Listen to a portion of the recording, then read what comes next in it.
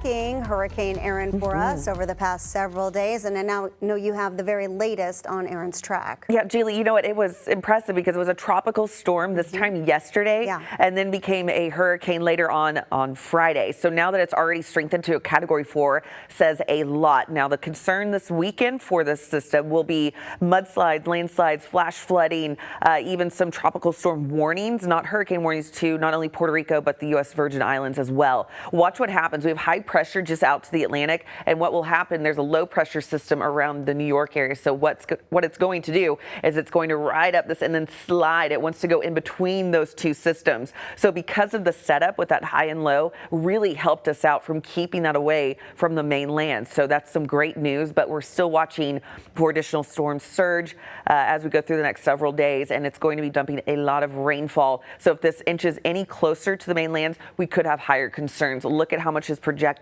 over the next 5 days. So again, any track a little bit closer towards inland will be a concern for that high rainfall totals, again with those landslides and mudslides, and that storm surge is what we're anticipating. So we're watching things very closely, not only for this weekend but over the next couple of days. Here locally, we're staying dry. Outside of an isolated chance for some showers today, we have another opportunity tomorrow. It will be few and far between. I have not budged from about a 10% chance today. And again, for tomorrow, we are watching for some changes by about midweek, when we start to see a little bit better opportunity for some showers in the area. Before we get there, let's just talk about what's going on this weekend, because we are so excited to finally get to a weekend. Maybe you're sitting back, had a long week. We've got you covered this morning. Here are those isolated chances really confined to that Oklahoma-Arkansas line, more in those higher terrain areas. For tomorrow, I've extended this a little bit more so, but we're going to keep only about a 10% chance in for those pop-ups to develop.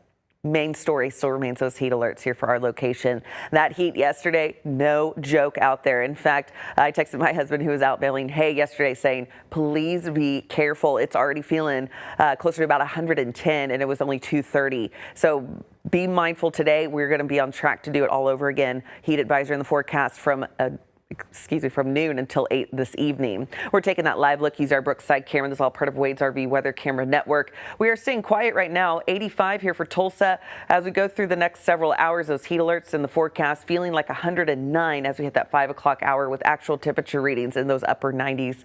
We had a high yesterday of 99, so we're likely to be back on track with those upper 90s again for today. Sunset tonight at 8:14, staying fairly quiet for the evening hours, but staying hot, still in the 90s after sunset. And that's never a good sign, because that's going to set the bar for what's in store tomorrow, and it's going to be another hot one. Only falling into those upper 70s, lower 80s through the overnight, in some locations maybe some mid 70s if you're lucky. I did talk about increasing chances for showers and a few thunderstorms next week, likely to arrive on Wednesday. Look down at that 30% and then look what's underneath that. You see what kind of winds are shifting in there?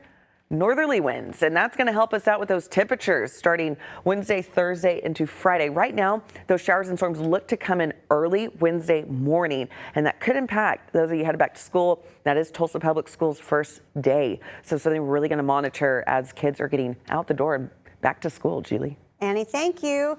Just ahead, a full